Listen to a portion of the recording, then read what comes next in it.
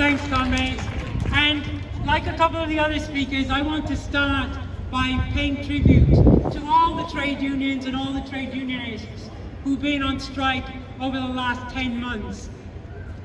And of course the media has mainly covered the big national strikes because they couldn't really avoid doing that. It was inescapable. But there have also been those localized strikes, particularly in the private sector, but some in the public sector as well, that we really should mention in broad terms, because Unite has conducted over 500 strikes in the last year with an over 80% win rate, which is really remarkable. And I have to say, you know, those strikes really matter. Yes, thanks, comrades. They really matter as well. Some of them double-digit pay rises, one after another. Double-digit pay rises, be inspired by that. But especially, like a couple of other speakers as well, I want to mention the posties. And what hasn't been said here today is the posties have had no strike pay. Most other unions striking, with the exception of the rail workers, they have had strike pay of some kind. Posties have had no strike pay. That is really significant. They have suffered. And I won't go into all the terrible depredations and attacks by their management, because Jason covered that so fully. Absolutely disgusting that they are trying to turn Royal Mail into just another casualised parcel delivery service. The posties have fought valiantly. I hope they win. I hope they reject, I hope they reject this pay offer, and they've won the most decisive pay ballot that we ever saw, we've ever seen in Britain, when they got 98.7% vote for strike action back in the autumn. That was a historic vote. I think they deserve to win. I think they can win this dispute. The main thing we've seen today in these discussions that we've been having is that the trade union movement is beginning to feel like itself again. It really is. This is true. And no one's been more surprised, I think, than most trade unionists. Tell me the truth. If someone had said to you a year ago right now, which do you think is more likely? A meteor strike is going to hit Cardiff. If this, I should say a year ago, 3 years ago, let's say. Which is more likely?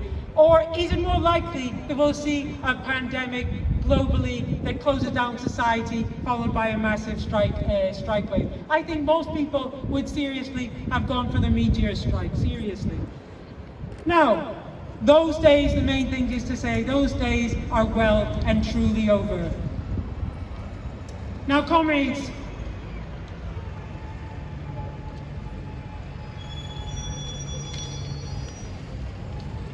another point that I want to hit upon is that I think that there has been far too much in the past of unions looking over their shoulders and policing themselves. And it really is time that that was finished too. I would argue as a socialist, and this, by the way, is not the position of Caerphilly Trades Council, but I would argue as a socialist that a number of the disputes this year in Wales haven't been lost, but they've been derailed. And that should be a massive lesson to trade unionists, that we should chuck out public social partnership agreements. Because while our opposite numbers fight on in England for better deals, then in Wales, workers have been held back time and time again. In my experience, you only win at the negotiating table what you have already won on the shop floor. And the thing about social partnership is that it takes the fight out of that equation. The last few months really prove that. And frankly, workers cannot be gaslighted into believing that a bad deal is a good one. And really, we see a lot of workers right now voting with their feet and leaving unions that are holding them back to join unions that will support their struggle to fight. And I don't say that to be harsh. I say that because I would like some unions to think again and change tack. What we do all agree on is that right now we're facing a deadly threat on the right to strike. The 2016 Trade Union Act was bad enough. A lot of unions at that time thought it would end strikes altogether, which for a while it almost did. But in the last 10 months, then union after union has smashed those thresholds. And by the way, I should note that the 2016 Act isn't just about ballot thresholds, it's about the 2 weeks that you have to give us notice, and it's about those incredibly onerous membership lists that you have to get 100% right with even job titles, which could have a bearing on the current bill. This new strikes minimum services level bill would require workers to scarve on themselves. Employers could require a level of cover that we don't even see on regular non-strike days. We cannot rely on the House of Lords to make sure that this law will not apply in Wales and in Scotland. The Tories can still push it through if that's what they want to do. But what I think we need to be aware of is that that bill allows for a lot of flexibility. It says that for every strike, there isn't any preordained level of cover that has to be given. No, employers will have the ability to set that strike, that threshold, that level that'll be required in each case. And so we have to demand that the Welsh Government makes a public pledge never ever to use that legislation. And that further, they formally direct every organisation that's contracted out and every organisation that's devolved not to use that legislation. That's the health service, that's fire and rescue, that's most aspects of local government, and of course it's education as well.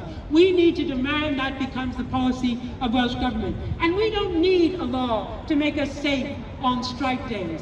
Unions already provide cover in all those sectors and for vulnerable sections of the population. So, we need to be very, very clear. The employers do not run our strikes. Unions run strikes.